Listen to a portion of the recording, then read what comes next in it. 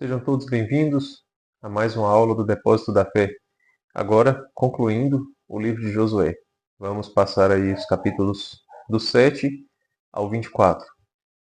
Um trecho longo, porém, eu espero que a aula seja mais breve, a aula seja mais curta, porque nós temos muitos capítulos aí dentro dessa parte aqui de Josué, falando sobre a divisão da terra, né, da terra prometida entre as tribos, que vai aí do capítulo 13 ao 19.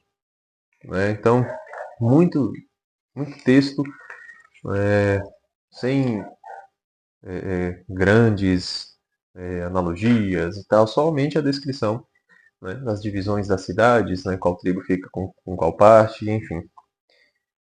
Mas vamos passar aí pelos pontos mais interessantes do texto.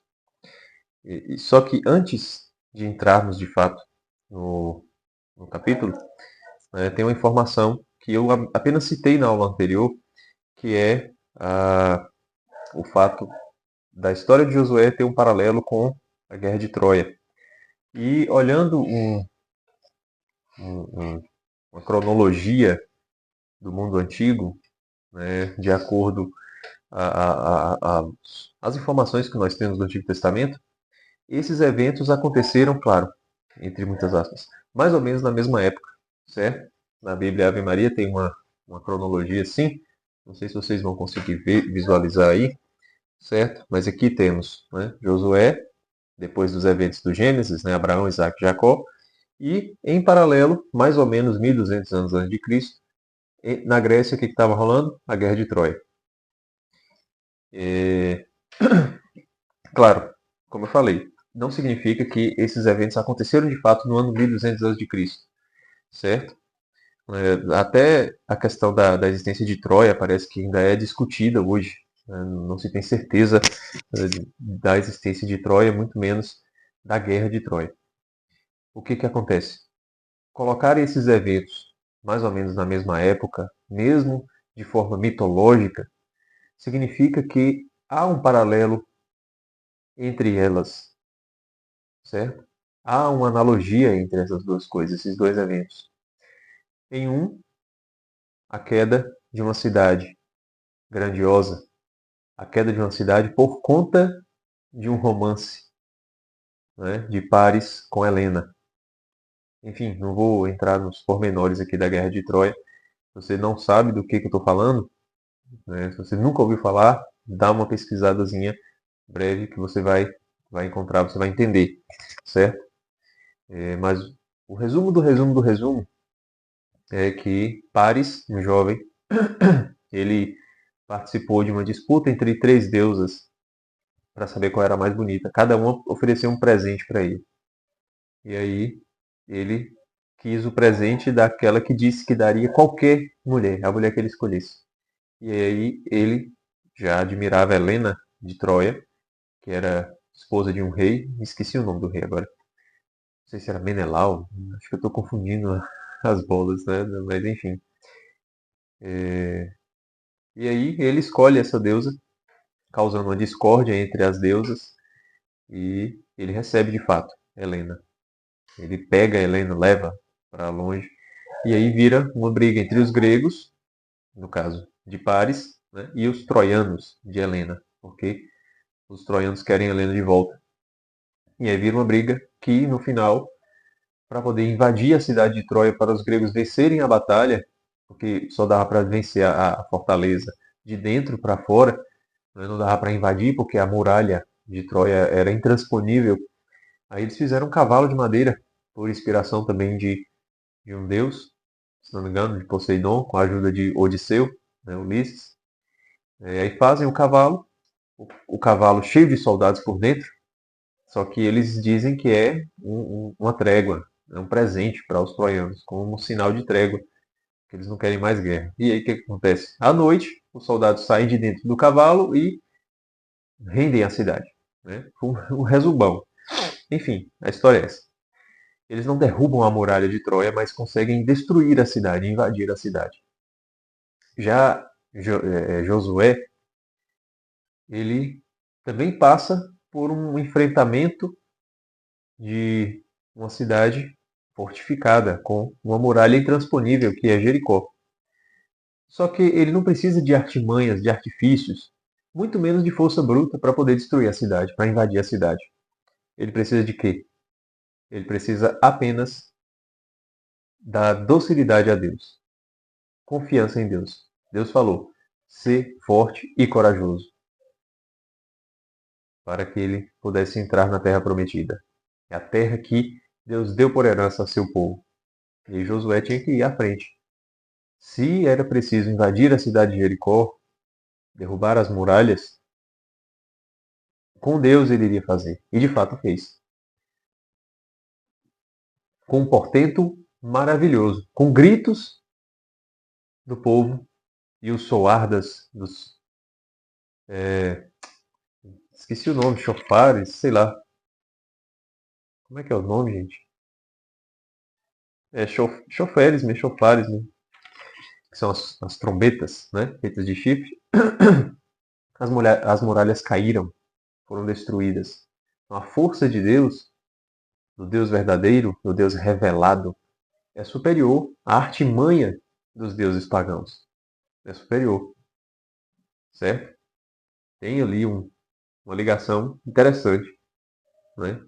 Ao atribuirmos essa data.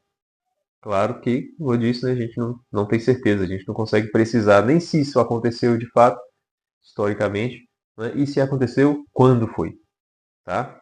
Só para a gente ligar uma coisa à outra, para dizer que, assim como no Gênesis tinha muita ligação com os mitos babilônicos, o Êxodo com os egípcios, agora o livro de Josué já tem contato com o mito grego, certo?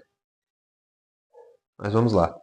Dando continuidade ao texto, do capítulo 7 em diante, nós vemos aqui o pecado de Acã. Né? E essa parte do pecado de Acã, ela é ainda mais estranha do que as invasões que Josué faz. Né? A chacina de Josué e do povo de Deus nas cidades inimigas. Né? O modo como Acã e sua família é punido. É algo que deixa a gente assim, mas puxa vida, será que Deus gosta de um negócio desse? Será que Deus queria fazer um negócio desse mesmo? É claro que quando vem Jesus Cristo, quando vem a plenitude dos tempos, né, e aí tem aquele episódio belíssimo que nós vamos ver em detalhes aqui no Depósito da Fé, né, quando chegarmos no Evangelho de João, mas que está lá no capítulo 8, o momento em que a pecadora pública é colocada diante de Jesus, e aí, né, vem os mestres da lei dizendo, né, que ela merece ser apedrejada, e Jesus diz: quem não tiver pecado, que atire a primeira pedra. É claro que quando Jesus vem, quando Jesus faz um negócio desse, ele está falando para a gente que esse tipo de punição do Antigo Testamento, ele não essa punição não pode mais acontecer do jeito que acontecia. Ela tem um outro sentido, um outro significado agora. Ela não vai ser abolida, ela vai ser transformada, transfigurada. O que acontece? Né? Não vou entrar em detalhes no que aconteceu lá no Evangelho, porque a gente vai ver mais à frente. Né? Só que o que acontece? Essas punições no Antigo Testamento, elas são imagem do que acontecerá de fato após a morte. Há uma punição verdadeira, uma punição extremamente pesada, que é a condenação eterna, certo? E aqui, o que aconteceu com Acã, né, foi aparentemente um pecado simples, mas por que merecia uma punição tão grande? Porque ele desobedeceu uma ordem direta, um mandamento de Deus. Aquilo que foi voltado no interdito não pode ser pego. O povo não podia pegar. Eles já iam ter por herança tanta coisa, para que eles iam pegar um negócio só porque achou bonito, cobiçou aquilo, né? Uma riqueza que era alheia, não cabia para ele. E o interessante é que Acã é da tribo de Judá. E é da tribo de Judá que surge a promessa, né? De Davi, de Jesus Cristo. É a tribo de Judá que permanece fiel a Deus, né? Judá e Benjamim, na disputa, na divisão das 12 tribos, mais adiante. É de Judá que continua a semente da cidade de Deus. Só que quando o primeiro pecador, digamos, né, dessa nova fase das Sagradas Escrituras, surge da tribo de Judá, nós continuamos aquela história das cidades, das duas cidades. Porque a cidade dos homens sai da cidade de Deus. Isso quer dizer, não é o fato do cara pertencer à tribo de Judá que ele já é membro da cidade de Deus. Da tribo de Judá também saem sementes para a cidade dos homens. Também saem sementes de réprobos, de condenados. Para ser membro da cidade de Deus, não basta ter linhagem de sangue. O Antigo Testamento já está dando isso para a gente de forma implícita, sem que a gente perceba. Certo? Sem que a gente não, sem que eles, os judeus, percebessem esse elemento, né? Essa característica de que não basta a linhagem de sangue. Não basta. É necessário algo mais. Algo mais. Não basta pertencer à tribo de Judá para ser filho da cidade de Deus. Para ser um predestinado. Pois Acã foi o primeiro a ser punido por conta de um pecado de roubo. Né? E não foi um roubo qualquer. Certo? Ele roubou algo que tinha sido proibido por Deus. Não tomem posse daquilo que foi voltado no interdito que não deveria ser tomado posse. Certo? Então ele desobedeceu, digamos, um mandamento. E foi um pecado semelhante ao pecado dos nossos primeiros pais. E Deus falou, não coma deste fruto. Deus não falou assim, sei lá, não coma... não consigo pensar. Sei lá, não coma depois das 6 da tarde. E aí, 5h59, estava a Eva lá mastigando e terminou de engolir 6 horas. Não foi um negócio desse tipo. Né? Foi um negócio, não coma deste fruto. Ah, e o fruto do lado? Do lado não tem problema, o que não pode é esse. Né? E eles foram lá e comeram desse fruto. Assim foi Acã. Né? Você vai ter posses, você vai ter tudo, você está na terra prometida, cara. Né? Para que você quer? Né? Esse manto aí, esse pouquinho de prata. Por quê? Se Deus falou que não é para pegar. Certo? Só para a gente entender a gravidade do pecado de Acã. Porque parece que a punição foi desproporcional ao crime. Né? Mas não foi desproporcional. Porque rendeu uma condenação eterna nas chamas. Eles foram jogados no fogo. Eles, né, que não foi só Acã. Acã e toda a sua casa. Para dizer que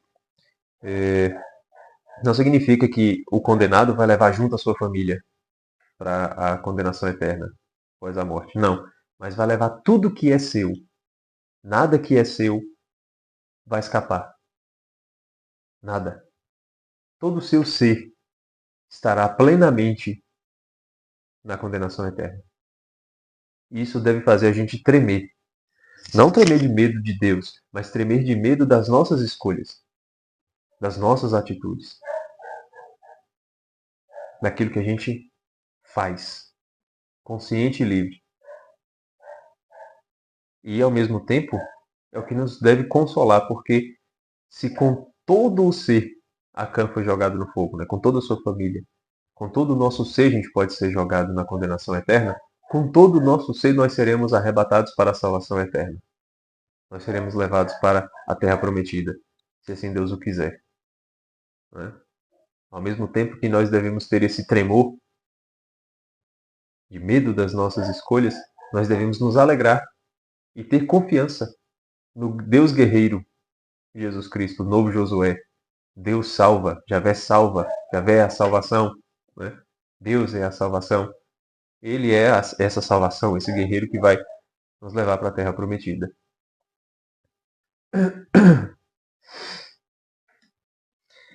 E aí depois segue uma série de batalhas específicas, né, contra os reis, inúmeros reis. Tem um momento, aqui no capítulo 10, que é um momento muito legal mesmo, no capítulo 10, que chove granizo contra os adversários. Os adversários são numerosos e tal, mas Deus faz cair pedras do céu. E aí diz o texto que morreram mais soldados do inimigo pelas pedras do que pelas mãos dos israelitas, pelas mãos do povo de Deus. Né? O exército do céu veio em socorro do seu povo, do povo de Deus. Por isso, as portas do inferno não vão prevalecer. Não tem jeito, né? Quando o povo de Deus parece ser fraco, quando os soldados de Deus parecem ser poucos, não terem habilidade na batalha, as pedras falarão. As pedras falarão. Né? As pedras gritarão. As pedras virão em socorro do seu povo.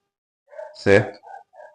E aí depois, versículos à frente, Josué faz algo muito audacioso. Muito audacioso. Porque vamos lembrar, Josué é um guerreiro, Josué não é um profeta. O profeta, né, a palavra profeta, de proferir, de falar, né, tem o poder na fala. Aquilo que o profeta diz, acontece. E não acontece porque o profeta viu que iria acontecer. Não, mas porque ele disse. O profeta ele participa daquele poder de Deus, que Deus cria as coisas falando. Né? O profeta executa as coisas falando. Né? Moisés, eu vou tirar a água dessa pedra. Bate o cajado, sai água da pedra. Certo? Então o profeta diz e a coisa acontece. Mas Josué não é profeta. Josué não é profeta de jeito nenhum. Josué é um homem comum, digamos assim. Claro, é o guerreiro de Deus. Né? É a imagem ali do chefe dos exércitos do Senhor. Mas, de todo modo, ele é apenas um homem. Não tem poder de profeta. Mas ele faz algo de profeta. Com uma audácia gigantesca. Ele diz assim, versículo 12. Então Josué falou ao Senhor, no dia em que o Senhor entregou os amorreus diante dos israelitas. Na presença de Israel, ele exclamou, Sol, detente sobre Gabaon, e tu, lua, sobre o vale de Aialon. E o sol se deteve e a lua parou, até que o povo se vingasse dos seus inimigos. E o texto continua. Acaso não é isso que está escrito no livro do justo? Parou, pois, o sol no meio do céu, e não se apressou a descer pelo tempo de quase um dia. O sol ficou quase um dia no meio do céu, como se fosse meio-dia. Nem antes, nem depois houve dia como aquele, em que o Senhor obedeceu à voz de um homem. Isso aqui é tremendo, pois o Senhor lutava por Israel. Então, nem antes, nem depois houve dia como aquele. O que quer dizer? Um dia que foi o dia inteiro iluminado? Não, não é essa a questão. Nunca houve um dia como aquele que Deus, o Senhor, obedeceu à voz de um homem. Porque obedecer um profeta é comum, né? Não é bem obedecer, mas o profeta diz e a coisa acontece. Existe uma espécie de contrato entre Deus e o profeta. Né? Esse é o poder que o profeta tem. Mas um homem comum foi a primeira vez. E o texto diz que foi a única. Nunca houve um dia como esse. Né? Em que o homem ordenou ao sol. Ele não rezou, ele não falou, Senhor, faça isso. Não, ele disse, sol, detenha-te. E lua, detenha-te. E Deus obedeceu. Isso é muito forte, porque né, não só a audácia de Josué, a confiança de que Deus faria, de que Deus obedeceria, né? E, claro, uma imagem também de que o homem Jesus, que não é um homem comum, né? Jesus é sacerdote, Jesus é profeta, Jesus é rei, mas mesmo assim, o homem Jesus, no sentido de ser 100% humano, ele diz e a coisa acontece. Deus obedece à fala, à voz de Cristo, do homem Jesus, porque o homem Jesus e o Verbo são uma coisa só. É diferente de Josué, né? Porque Josué é homem comum. Mas Jesus, como novo Josué, ele tem essa característica de que ele diz e a coisa acontece. Mais do que um profeta. Como o próprio verbo, como a própria palavra criadora. E aí o que que Josué fez? Fez o sol parar. O sol parou. A lua também parou. Mas onde que o sol parou? No meio do céu, ao meio-dia. na astronomia clássica, chamado de zênite, né? Topo do céu, o zênite. E claro, tem um simbolismo astrológico aí, né, de estar na casa 10, né, símbolo da autoridade, né, o Sol, né, o astro-rei, né, mostrando que de fato a autoridade, né, o poder está nas mãos do Senhor e de seus servos, né, e não dos inimigos, enfim. Mas além da questão astrológica, vamos para a questão astronômica, certo? Que é o fato do Sol, o que brilha, a estrela luminosa, né? A fonte de luz do dia, parar no topo do céu. Ao meio-dia, quando o Sol está lá no topo do céu, né, é o momento ápice daquele dia. Né? O momento em que o Sol ele atinge o seu brilho máximo sobre aquela região, que atinge o seu calor máximo, porque, né, no mesmo dia, se o tempo está aberto, quando o Sol nasce, a temperatura começa a subir, né? E quando o Sol se põe, a temperatura começa a baixar, certo? Independente de massas de ar quente, massa de ar fria, nuvem, chuva, estou falando de um dia ameno, certo? É diferente de onde eu moro, porque aqui na Bahia, né, Vitória da Conquista tem as 4 estações num dia só. Geralmente é assim que acontece, né? Mas em locais onde a temperatura é um pouco mais estável, né? A coisa não é assim. Então dá para perceber melhor esse funcionamento aí do Sol no meio-dia. Então o Sol atinge o seu ápice, seu clímax, a sua máxima potência ao meio-dia. E o Sol é o quê? É a luz. Então não há noite, não há escuridão, não há sombra.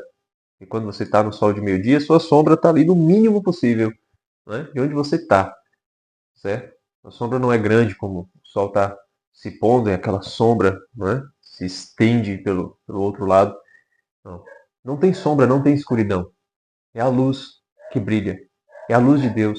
Deus está presente no meio do povo, como estava com a coluna de fogo no deserto. Deus está com o seu povo. O povo pode ser pequeno, pode ser pouco, pode não saber lutar, pode não ter armas sofisticadas, mas na batalha, Deus está com o seu povo. Na batalha, Deus está com o seu povo.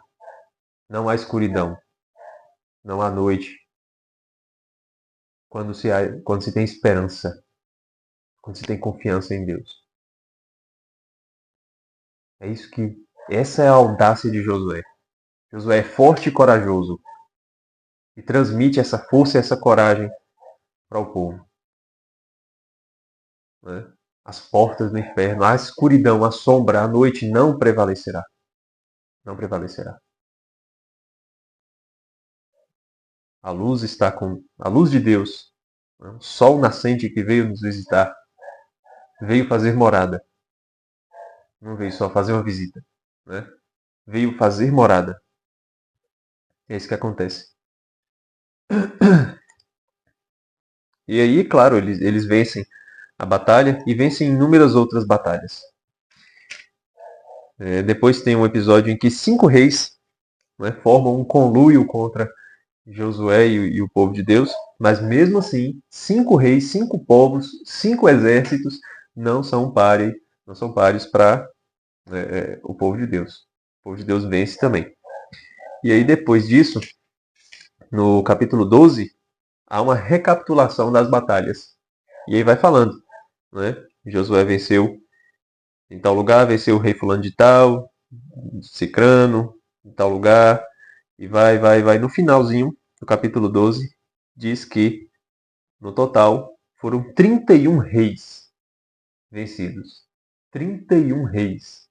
Claro, 31 reis e 31 reinos. 31 exércitos, certo? Nas batalhas. 31. Tá, o que o 31 pode ser? 31, 3 mais 1 dá 4. Certo? Ah, mas podia ser 40? Não podia.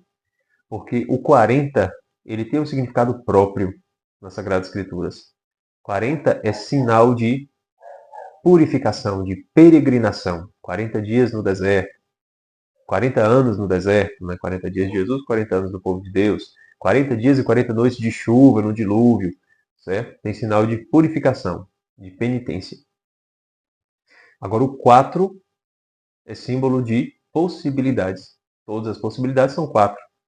As 4 direções do espaço, as 4 estações do ano, as 4 manifestações da natureza, dos elementos, tá? Então as 4 fases da vida, as 4 idades do ser humano, né? As possibilidades são 4. Quando Josué ele enfrenta 31 reis, ele vence 31 reis, que 3 mais 1 é 4, significa que ele venceu tudo. Ele venceu tudo. Não resta mais ninguém. Josué é de fato o campeão, é o vencedor. Ninguém é páreo para Josué. Ninguém é páreo para o Javé é a salvação. Esse é o guerreiro. O guerreiro é aquele que traz a salvação de Deus. Certo? Aquele que vence de forma eficaz. Ninguém é páreo para ele. Então, por isso não podia ser 13, porque 13 é 12 mais 1. E porque 13 também é um número pequeno, né? Não ia mostrar assim, uma coisa gigantesca, grandiosa. Né? Porque tá, 1 mais 3 dá 4 também. Mas imagine, né? Ah, foram 13 reis. Não foi muita coisa. Né? Agora 31 já é um volume maior, certo? E simboliza também essa questão das possibilidades, que é o 3 mais 1 dá 4. Né? A gente tem que entender que existe uma lógica também nos símbolos, certo? Não dá para ser qualquer coisa, né? Tá? Qualquer número que somado desse 4. Há 22 reis. 22 é uma quantidade considerável, mas 31 é mais do que 22, certo? E no final tem o mesmo significado do 4. Então isso quer dizer que foram muitos e ao mesmo tempo foram todos,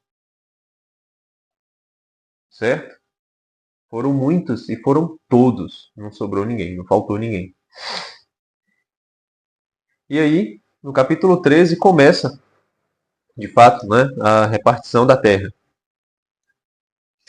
Né? Nas tribos, cada tribo recebe e tal. Aí Manassés, né, que é filho de José, e Efraim recebem poucas cidades em comparação com os outros, e aí eles questionam, né, os representantes, mas por que a gente recebeu pouco? E aí Josué fala assim, não, tem floresta ao redor das suas cidades, vão conquistar o território lá, que não foi habitado por ninguém, as florestas, para aumentar o território de vocês, não tem problema não. Porque Efraim, Manassés, na verdade, era para ser uma tribo só, né? A tribo de José. A gente não vê tribo de José, dos 12 filhos, né? Tem Efraim e Manassés. E é interessante que falta uma tribo. São 12 tribos. A de José se dividiu, era para ser 13. Né? Mas por que não é 13? Porque a tribo de Levi não recebe território. Os levitas são os sacerdotes do Senhor. Eles não têm território.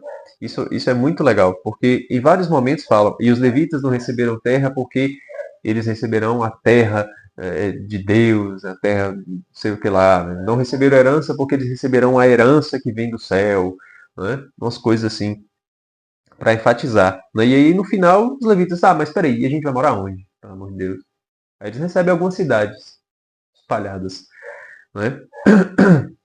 Porque afinal de contas eles precisavam morar em algum lugar, mas eles não recebem um território. Não existe ali o território da tribo dos levitas, porque eles eram os sacerdotes. E o sacerdote é o quê? Qual é o significado da palavra Arão, que foi o primeiro sacerdote? Aquele que traz a luz. Os sacerdotes, eles não precisam ter um território. Eles não precisam. Por que, que eles não precisam? E é isso que a Sagrada Escritura está ensinando para a gente. Não quer dizer que o padre não precisa ter casa, tá, gente? Pelo amor de Deus. A função dos levitas, dos sacerdotes aqui no povo de Deus, é a função de carregar a luz, de transportar a luz, de iluminar onde estiver. O território do sacerdote é onde ele está. Porque ele é a transmissão da luz, certo? Onde é que está a luz? Se não ligada à lâmpada, ao candeeiro, à vela, certo? Não existe a luz separada da vela, né, do candeeiro, seja lá o que for. O portador da luz carrega a luz onde ele se encontra. E aquela luz habita onde se encontra o portador da luz. Por isso o sacerdote é o transmissor da luz, certo? É aquele que carrega a luz onde é que ele estiver. E este é o seu território, certo? Por isso que os levitas não têm um território delimitado, ali marcado para a tribo, certo?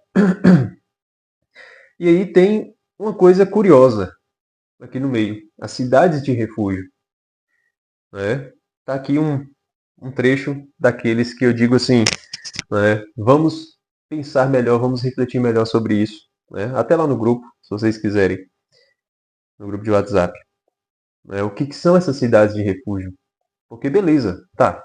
A lei, o texto está dizendo que se uma pessoa matou a outra sem intenção, para fugir do vingador, vá para uma dessas cidades de refúgio, explica o caso, e aí o ancião vai acolher a pessoa e o vingador não vai entrar ali para poder tirar a vida dele. E aí são 4 cidades de refúgio. Deixa eu ver. Parece que foram isso mesmo. 4, ou pouco mais de 4. Mas foram poucas cidades. O que parece? Que no meio do povo de Deus, no território do povo de Deus, existem os locais onde as pessoas vão procurar o refúgio, a reconciliação do seu pecado.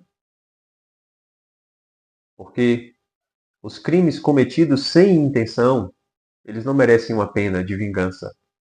Não é? Para nós, o que isso parece ser? Quando Cristo, no alto da cruz, ele olha para os seus algozes e diz assim: Pai, perdoa, eles não sabem o que fazem. É claro que eles sabiam o que estavam fazendo. Não é? Estavam crucificando um homem que, segundo estavam dizendo os judeus, se fazia Deus, se fazia filho de Deus e merecia aquela punição. Então sabiam o que estavam fazendo. Mas no fundo, eles não sabiam. Quando a gente peca, não é passando a mão na cabeça da gente, né? Mas no fundo, a gente também não sabe o que faz. Porque, claro, né? Quando a gente peca, é um pecado, é algo que necessita de confissão, de reconciliação, de perdão. Mas lá no fundo, a gente estava buscando um conforto, uma satisfação, uma alegria no lugar errado, né? E por isso é um pecado. Mas lá no fundo a gente não sabe o que faz. E por isso a gente precisa buscar essa cidade de refúgio no meio do território do povo de Deus, os confessionários, onde a gente vai falar para o ancião aquilo que a gente fez e o vingador não virá nos punir como puniu Acã, certo? Então parece que há uma semente, um germe aqui do sacramento da confissão, mas é necessário refletir melhor sobre isso, certo? E a gente pode fazer isso lá no grupo, se vocês quiserem, tá? Está no capítulo 20 de Josué, Cidades de Refúgio. E aí, finalizando, aqui no capítulo 24, Josué ele faz uma aliança com o povo. E é muito bonito. O capítulo 24 é realmente muito bonito. Se você não leu o livro de Josué, se você está acompanhando a aula sem ler, não deixe de ler o capítulo 24, que realmente é muito bonito. Ele faz ali uma recapitulação dos eventos que aconteceram desde o princípio. Né? Fala, fala de Taré, o pai de Abraão. Já começa com Taré. E aí vai citando os eventos que aconteceram, todos os eventos que aconteceram, até chegar no ponto deles, né, da história deles. E aí no final ele faz um convite para o povo, um convite de aliança. E eu vou ler aqui esses poucos versículos aqui, a partir do versículo 14, e aí vou comentando. Certo? Josué diz assim: Agora, pois, temei ao Senhor, e servi-o de coração íntegro e sincero. Lançai fora os deuses a quem vossos pais serviram, do outro lado do rio Eufrates e no Egito, e servi ao Senhor. né? Desde a época de Abraão, antes, né? Fala aqui que Abraão também servia a deuses estranhos e Deus chamou, né? Do outro lado do rio Eufrates. Então, em Abraão e no Egito.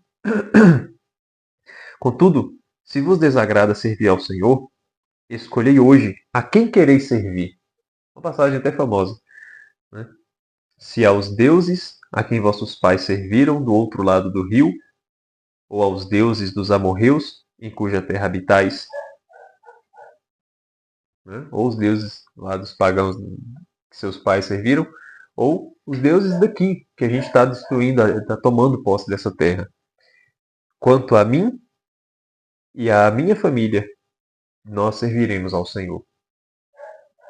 Nós serviremos ao Yud-He-Vav-He, a Yahvé. O povo respondeu: longe de nós abandonarmos o Senhor para servir a deuses estranhos, pois o Senhor nosso Deus foi quem nos tirou, a nós e a nossos pais, da terra do Egito, da casa da escravidão. Foi Ele quem realizou esses grandes sinais diante de nossos olhos e nos guardou por todos os caminhos por onde peregrinamos, e no meio de todos os povos pelos quais passamos. O Senhor expulsou diante de nós todas as nações, especialmente os amorreus, que habitavam na terra em que entramos. Portanto, nós também serviremos ao Senhor, porque Ele é nosso Deus. Então Josué disse ao povo: é isso mesmo. Não podeis servir ao Senhor, pois Ele é um Deus santo, um Deus zeloso, ou em outra tradução, ciumento, que não suportará vossas transgressões e pecados. Se abandonardes o Senhor e servirdes a deuses estranhos, ele se voltará contra vós e vos tratará mal, até vos aniquilar, depois de vos ter tratado tão bem.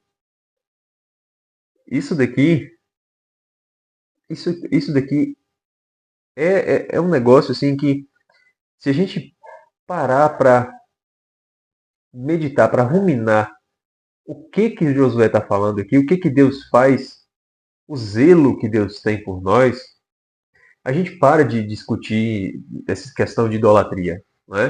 A gente para com essa besteira dessa briga por imagem, por exemplo. Deus é um Deus zeloso, é um Deus ciumento. Ele não admite outros deuses. Meu amigo, minha amiga, se você tem lá sua devoção a Nossa Senhora, a São Bento, eu estou gravando hoje o dia de São Bento, por exemplo, né? Sei lá, qualquer santo. Não tem disputa entre o santo e Deus. Não tem.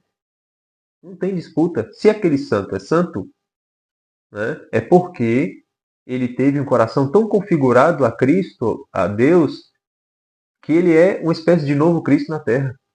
Ele foi um novo Cristo. A gente está louvando a graça de Deus na vida daquele santo. A gente está louvando a grandeza de Deus na vida da Virgem Maria. Não tem disputa. Não tem disputa entre Nossa Senhora e Deus. Nossa Senhora é a escrava do Senhor. Tem disputa com outros deuses, com outras divindades. Certo? Aquilo que eu coloco no lugar de Deus, uma força da natureza, onde eu atribuo a origem de um poder a um ente estranho. Né? Se eu digo que os raios são, e aí dou um nome, né? De acordo com a civilização, a cultura. Isso é uma idolatria, porque de onde é que vem o raio? A ciência pode explicar. Né? É a nuvem, que é não sei o que lá, que é a energia XY, tá. Mas o que fez com que o raio existisse? Não é o Deus XYZ. É o Yud-He-Vav-He. É o Deus único, verdadeiro, revelado. Aí há disputa. Certo? Deus é um Deus zeloso, é um Deus ciumento. Ele não suporta, ele não admite que tenhamos outros deuses senão ele. E aí Josué está falando assim: se vocês estão dizendo que vão servir ao Senhor, o Deus Santo, ciumento, e se a gente o abandonar para servir a deuses estranhos, pode tirar o cavalo da chuva, que a punição virá. E não é uma punição nessa vida. Né? Deus não vai ser uma criança mimada que vai começar Não é mandar problemas na nossa vida porque a gente cometeu o pecado de idolatria. Não, é a condenação eterna que acontecerá. A punição. Deus tira a sua mão benevolente e põe a sua mão pesada sobre o povo toda vez que o povo peca por idolatria. O povo pode fazer e acontecer com Deus de todo tipo de pecado que Deus vai lá e perdoa. Deus é um adolescente apaixonado pela essa moça que é a igreja, que é o seu povo. Ela pode fazer dele gato e sapato, que ele perdoa. Mas não inventa trair, não. Que aí ele não perdoa. Ela pode humilhar, pode esculhambar, pode mentir, pode fazer acontecer. Mas se ela debola para outro, aí ele vai querer terminar o relacionamento. Aí o clima vai ficar tenso. Porque é o adultério contra Deus que é abominável. Certo? Porém o povo respondeu: Não, é ao Senhor que serviremos. Josué então disse ao povo: Sois testemunhas contra vós mesmos, de que escolhestes o Senhor para servi-lo? Eles responderam: Sim, somos testemunhas. Sendo assim, disse Josué: Tirai do meio de vós os deuses estranhos e inclinai os vossos corações para o Senhor Deus de Israel. O povo de Deus disse a Josué: Serviremos ao Senhor, nosso Deus, e obedeceremos à sua voz. Foi feita a aliança. Naquele dia, Josué fez uma aliança para o povo e lhes propôs em Siquém preceitos e normas. Josué escreveu essas palavras no livro da lei de Deus. Livro da lei de Deus, livro do justo, são escritos que foram perdidos. A gente não sabe, né? É mencionado esse livro do justo também em outro lugar da Sagrada Escritura, mas se perdeu. A gente não sabe do que se trata. A seguir tomou uma grande pedra e ergueu-a ali, debaixo do carvalho do santuário do Senhor. Então Josué disse a todo o povo: Esta pedra servirá de testemunha contra nós, pois ela ouviu todas as palavras que o Senhor nos falou. E ela será testemunha contra vós, para que depois não renegueis o vosso Deus. Uma pedra foi testemunha. Por que uma pedra e não uma pessoa? Porque uma pessoa passa e a pedra não. Uma pessoa deixa de existir, morre, e a pedra não. A pedra não morre, a pedra não passa, a pedra não sai do lugar. Quer dizer, esse juramento diante de Deus é, é um juramento perpétuo. É um juramento que não terá mudanças, não terá falhas, não terá brechas. É um juramento perene. Se você quer servir ao Senhor, não terá outros deuses. Esse é o fundamento da aliança de Josué e é aquilo que a Sagrada Escritura vai insistir o tempo todo. Principalmente, é claro, no Antigo Testamento. No Novo Testamento a coisa já toma uma nova proporção. Né? Mas o Antigo Testamento é carregado disso o tempo todo. Não tem outros deuses. Quando o povo tem outros deuses, vem a mão pesada de Deus. A punição, o castigo. E aí depois vem o arrependimento, reconcilia, volta, faz as pazes. Beleza. Né? Idolatria, mesmo percurso. Né? Então a pedra é a testemunha. Debaixo do carvalho, uma árvore frondosa, também com um tronco fortíssimo, grosso, né? Impenetrável. Mas a árvore fenece em algum momento. A pedra não. Dois elementos fortes aí, grandiosos. Né? O carvalho é grandioso e a pedra é perene. A pedra não passa. Certo? E aí depois tem a morte de Josué, o sepultamento.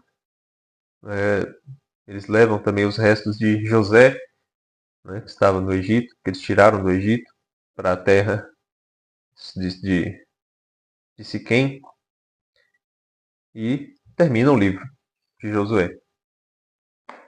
E na semana que vem nós vamos começar o livro dos Juízes. E eu passei o olho aqui, eu também vou dividir ele em duas aulas, certo? Fiquem atentos lá no grupo de WhatsApp. E se você caiu de paraquedas aqui, não sabe que grupo é esse, vá lá na descrição do vídeo, tá? Que é gratuito, tanto para participação no grupo de WhatsApp quanto as aulas que eu tenho feito aqui, tá bom? Então não deixe aí de conferir os links, não deixe de entrar no grupo de WhatsApp. Se você já está no grupo, né, vamos partilhar suas ideias, suas, seus insights, suas impressões, tanto da leitura quanto das aulas, para que a gente possa meditar melhor sobre o texto, tá? Então, muito obrigado por ter assistido essa aula até aqui, por estar acompanhando também essas aulas, né, o livro de Josué como um todo. E também considere contribuir com este canal. Na descrição do vídeo tem aí a minha chave Pix. Você pode estar contribuindo, né? 5, 10 reais, o que você quiser. Né? Não tem um valor mínimo. O que sair do seu coração aí, tá? Já ajuda a manter o canal ativo aqui, tá bom? Então, era isso que eu tinha para falar para vocês. Muito mais do que eu imaginava. Não esperava que essa aula fosse um pouco menor. Mas, enfim, é isso, né? Eu falo demais. Então, um abraço e até o próximo vídeo.